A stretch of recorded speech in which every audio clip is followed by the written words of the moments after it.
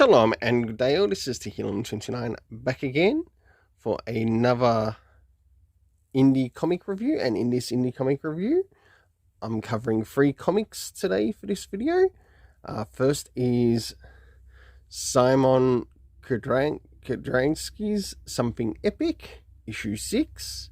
We have the TMNT versus Street Fighter, to which I really wanted to kill off Jenica and stop bloody nerfing Ryu. Just pointing that out. And last but not least, Mech Cadets. I'll now get things organized for the first one that I'll be reviewing. And the first one I'll be reviewing is Something Epic. So first things first, does this cover in any way, shape or form connect to something that is happening inside with the story? Sure enough it does, to which I give a 7 out of 10. Now it's time to move into the internal art, to which we'll have a look around the beginning, middle and the end, and also what's happening story-wise with the characters. So as the story begins, we've got Daniel going through a bit of a nightmare zone of where this particular world of Epic is. It's not clear in its location, though it should be clear in its location, and it would be nice to see some additional content that would help build this world a little bit more better. But apart from that, the art is quite interesting.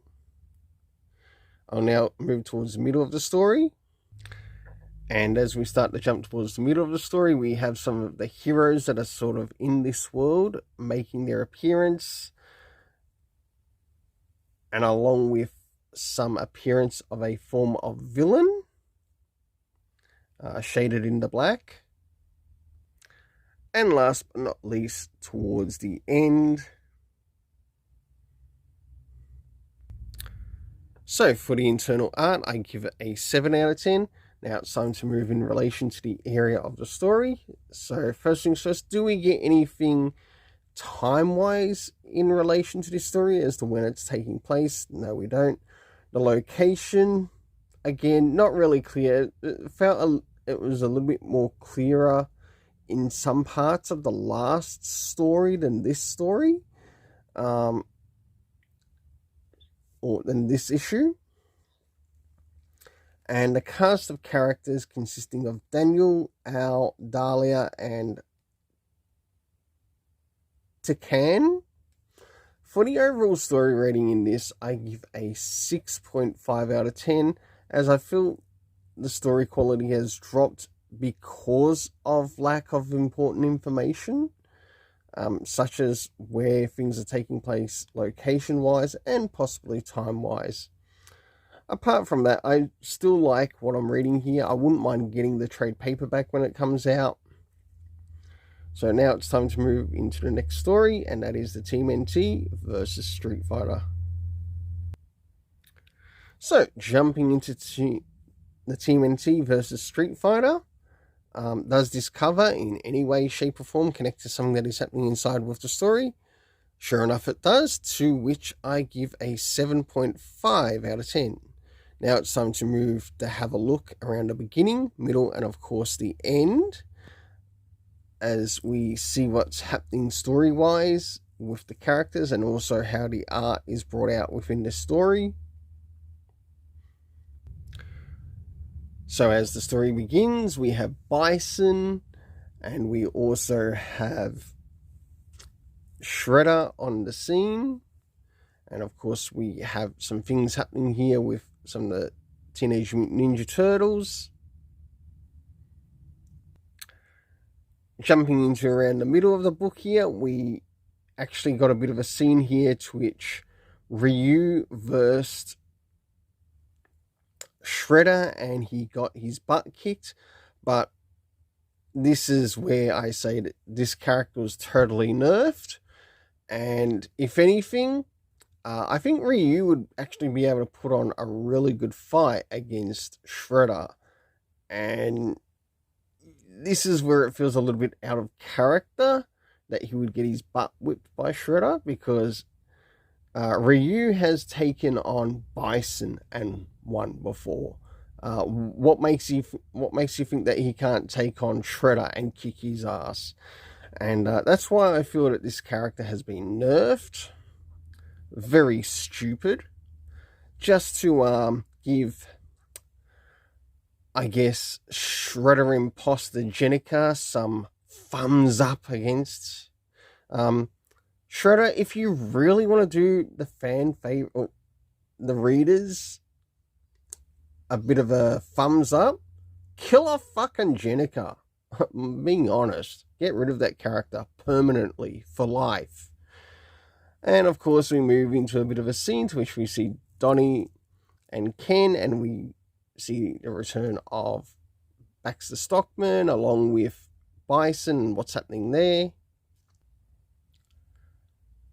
And of course, moving towards the end, to which we see Shredder take down a couple of the turtles, which makes sense.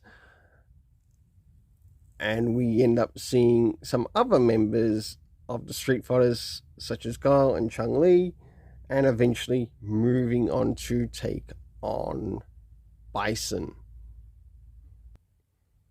So for the internal art, I gave it a 7 out of 10. Jumping towards the area of the story. So first things first, was anything covered time-wise? No, it wasn't. If something was sort of covered time-wise, it would actually raise the story rating. Next is location. It should have been included in this story, especially if you want to get a new reader to pick this series up. You should always be consistently keeping the reader base up to date, including new readers. And there was no indication of the location, though it should have been included. The cast of characters consisting of Shredder, the Teenage Mutant Ninja Turtles, Kill Off Jenica, Baxter Stockman, Bison, Ryu, Chun-Li, Guile, Ken. We also had Rufus. For the overall story rating, even though it made a little bit more sense in some parts than the previous comic I covered, I gave it a 7 out of 10. Now it's time to move into Mech Cadets by Greg Pak. So, as we start to move into Mech Cadets issue 3 by Greg Pak, one thing I want to point out with this story is that with this story, it looks like we might have actually had a bit of a time skip, but it didn't come across in the previous issues very clearly that there has actually been a bit of a time skip. But overall, I will say, for one thing, I really quite enjoyed what we got here. So let's get to, first things first, the cover rating. So does this cover in any way, shape or form connect to something that is happening inside with the story? Sure enough it does, to which I give a 7.5 out of 10. Now it's time to have a look at the internal art as we have a look at what's happening with the characters around the beginning, middle and of course the end. So as the story begins, this is taking place a little bit above Earth and in space, and we can see our main characters consisting of Stanford Yu, Franklin, and Olivia, plus some of the others. Because if I remember, in the last issue, there was a little beastie that sort of helped Olivia escape from where she was. And we can also see that her father is on the scene, who is also trying to help out. As we start to return to Earth, they return to headquarters, and we notice that the characters basically get held in, I guess, a bit of quarantine of sorts, or a time out of sorts, or a court-martial. But like all characters, they need this little bit of a rebellious phase to also take on their enemy. And as you notice here, and this is why I mentioned that there's been a bit of a time skip, is that we see the main characters from the original Mech Cadet U. They are a little bit taller, they are a little bit older, and that's why I bring up the issue of the time skip that has actually happened in this. So for the internal art, I give a 7 out of 10. Next is the area of the story. First things first, do we get any indication time-wise? Such as, is it taking place 1 or 2 hours later? Is it happening in present? None of that is actually indicated. But does it ruin what we've got in the story? No. Locations, about the only location we do get mentioned is Earth, but we do know that what's taking place with the fighting is happening above Earth in space.